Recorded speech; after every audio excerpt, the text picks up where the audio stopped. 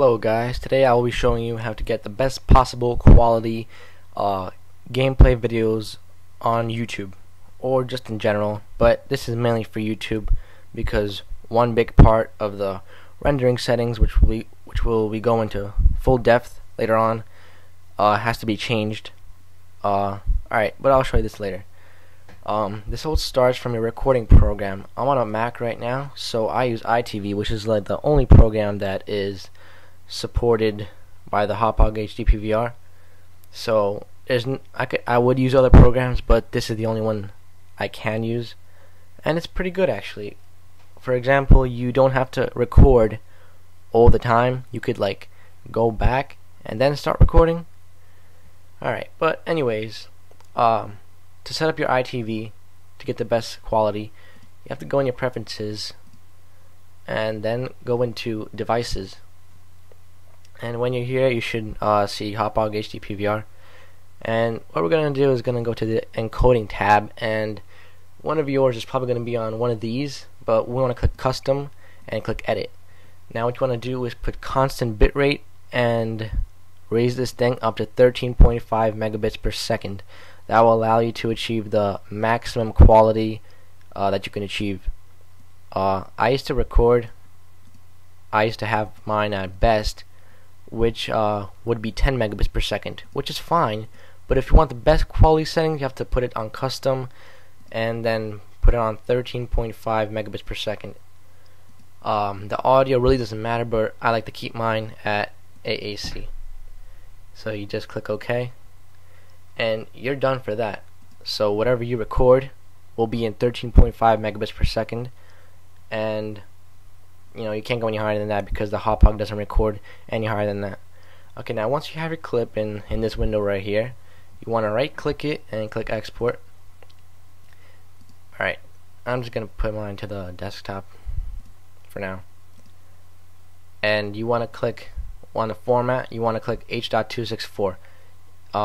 If you're working with Final Cut Pro or any other program that does not accept MP4 formats, then you have to click DV 16:9, or I would recommend HDV 720p, which will give you high definition. But for my purpose, I use iMovie, and if you're using Sony Vegas, maybe, well, that wouldn't be Mac, but any other program, MP4 is widely accepted. So click H.264, and you're gonna click save, and it's gonna export on my desktop right here. With this 13.5 megabits per second, you're gonna use about 100 megabytes of space per minute. So the files are gonna be pretty large, but you can always delete them after you're done with them, you know, so it's not really that big of a deal. And you could also get a external hard drive, which will give you plenty of space for your clips. Alright, now we're done with iTV. What we're gonna do now is open up your editing software. For my purpose, it's iMovie.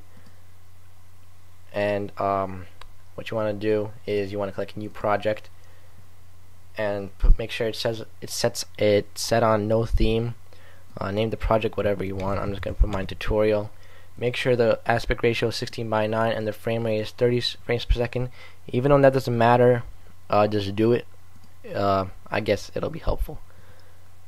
Now you want to export your clips by going to File, Import Movies, and you want to select the file you just exported. If you're going to be doing a montage or something, I would recommend optimizing the video, which will allow you to speed up or slow down the video. But if you're just going to use the whole clip, or if you're planning on just cutting parts, leave that unchecked because optimizing takes a really long time, and if you're doing a simple project, then it's not worth it. And I like to keep it on copy files instead of move. But alright, anyway, you want to click import, and it'll go pretty fast. And it's going to do the thumbnails, which takes much longer than importing itself, but whatever. Alright, once you have your clip, you want to drag it into the project screen. One more thing, I like to record my videos at like in the Black Ops settings or Modern Warfare 2 settings or any other game you're recording. I like to record it at the highest possible brightness, and I'll show you why. I do some color correction, and it's very simple color correction. I do nothing with this. Maybe if I'm doing a montage, I'll mess around with these settings. But for simple projects like this one, all I'm gonna do is click on video effect and click hard light, and this will make the white haze disappear from the video. As you can see, like the difference, like over here, kind of like white. It's like a white haze sort of, and that kind of gets like, it's not bad, but it's just like distracting a little bit. So this hard light effect just completely like erases that, and you know, makes it like really nice colors, as you can see from this video right here. You know, it adds like deeper, more vibrant colors. So once you do that, once you have everything, you know, you could add a title or transitions or anything. But yeah, try not to mess around with these settings, because I think the hard light looks fine on any like map or anything, because some maps are like darker than others.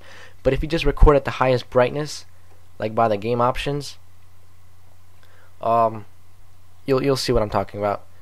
Because if you you know, make it at the lowest brightness and you put the hard light effect, it'll be too dark. And these video effects, these settings just don't diminish that white haze that appears on the video. Alright, I'm blabbing on about nothing. Alright, so once you're done with that clip, I'm just gonna I'm just gonna leave it like it is. The exporting, I think, is the most important part. Most people will just go to share export movie, which is fine for YouTube, but it won't give you like the best quality, you know. I'm gonna show you this technique, which I think gives you the best quality in the shortest amount of time. I mean, this takes literally like no time at all compared to other methods, right? So what you want to do is you're going to want to go to share and click export using QuickTime. Now you have all these settings, right? The only two you're going to be using is MPEG-4 or QuickTime Movie. Now I like to use MPEG-4 because I found that it gives you about the same file size, but the images are a little bit sharper. So that's why I use it. It's just a little bit more clear and whatnot, you know. Okay, I'm just gonna save it to my desktop. Don't do anything with this. I mean, I don't think it matters, but whatever. Click default settings or most recent settings, and then click on options. Alright, now this is very simple. Your video make sure the file format is MP4, not this other one. MP4, that's it. Make sure your video format is H.264. Data rate should be the same rate that you record at. Sorry. For my example, I record at 13.5 megabits per second. Now you see this says kilobits per second. So yeah, you're gonna have to convert that. 13.5 megabits per second is 13,824 kilobits per second. Okay. I'm gonna put up the conversion chart on the screen right now so you can see. If you record at 10 megabits per second, doesn't matter. I really recommend recording at the highest possible, which is 13.5. But if you're using anything else, here's the conversion so you can see what you got to put in this box. Alright, so if you're recording at 13.5 megabits per second, then you're putting 13,824 in this box right here. Image size, make sure it's set on 1280 by 720 HD.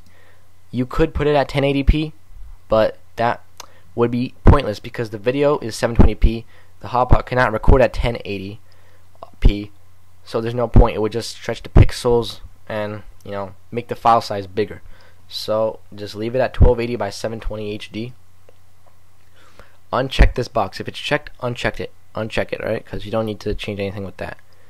If you're putting this on YouTube, make the frame rate 30, because if you make it 60, that's fine, but YouTube's gonna convert it to 30 anyway. So put on 30 to save you time and, you know, the file size.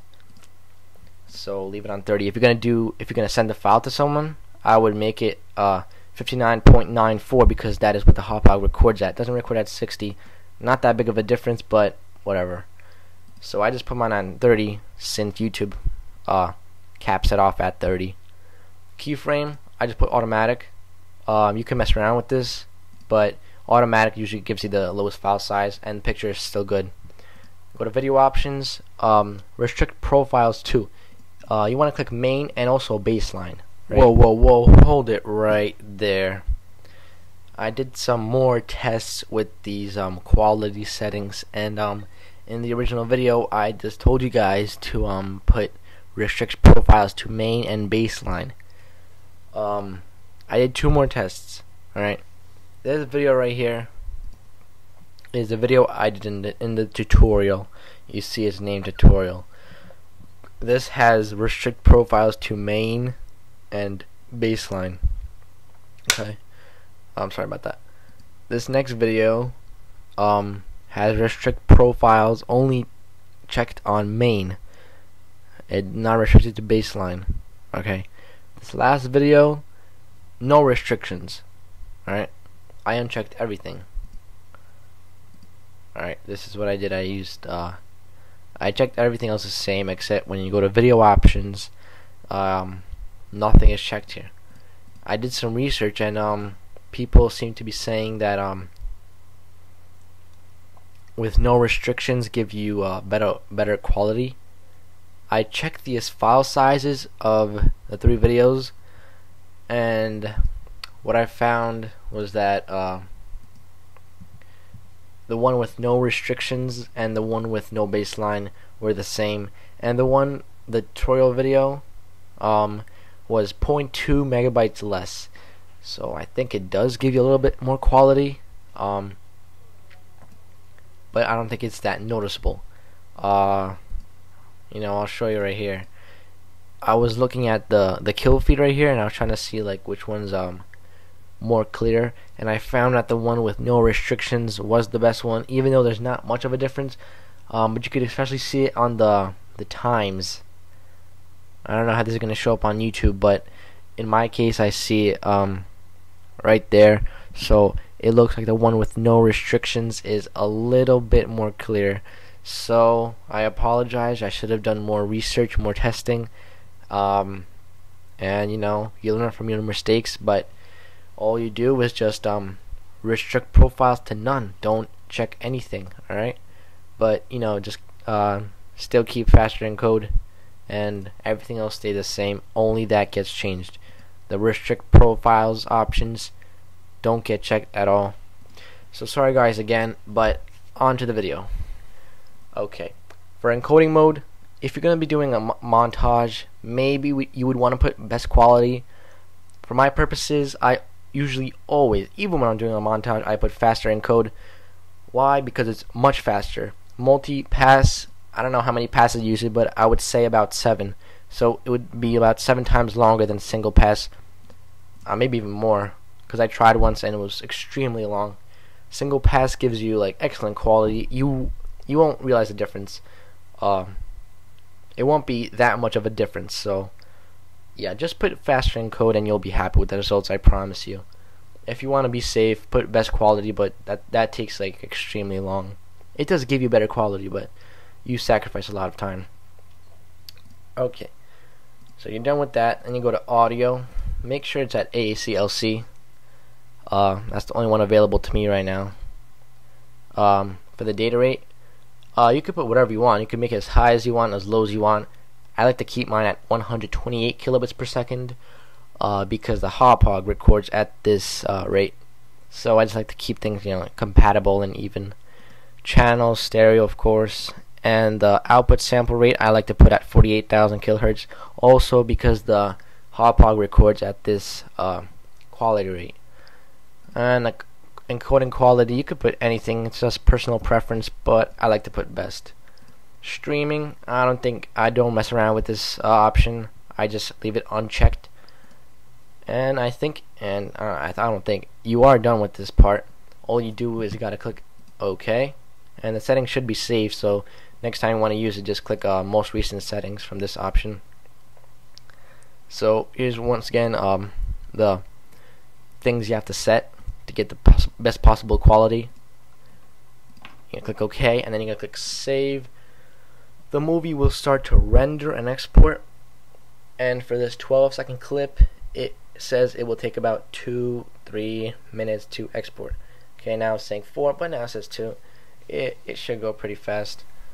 Alright, now once your movie is done exporting, you could exit iMovie. I'm just gonna minimize it for now. You have this clip right here. You could preview it and see how it looks like. As you can see, it looks pretty good. I mean, I don't know how this is gonna turn out on YouTube, but on my computer it looks great. From my experience, exporting to YouTube doesn't really take out that much of the quality. So basically, this video is straight. It's good for YouTube right now. You could just upload it straight to YouTube. You have nothing else to change. All the settings are perfect. Yeah, so that is exactly my steps when I want to upload a gameplay video.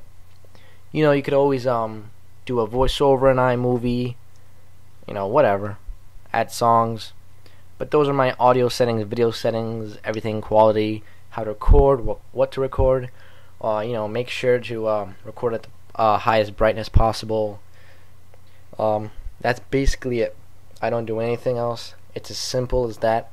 I hope you guys enjoyed this tutorial, and maybe I'll plan on doing some more tutorials in the near future.